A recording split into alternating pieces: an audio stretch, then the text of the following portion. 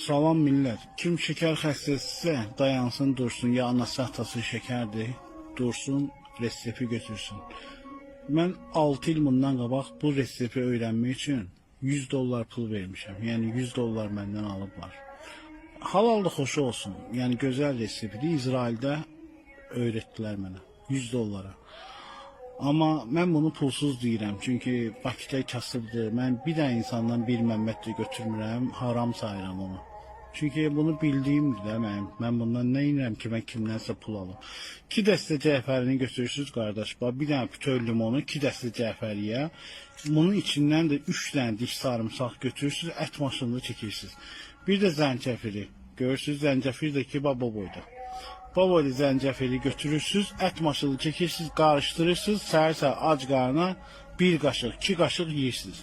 Demək olar ki, şeker dərmanından da üstün bir şey.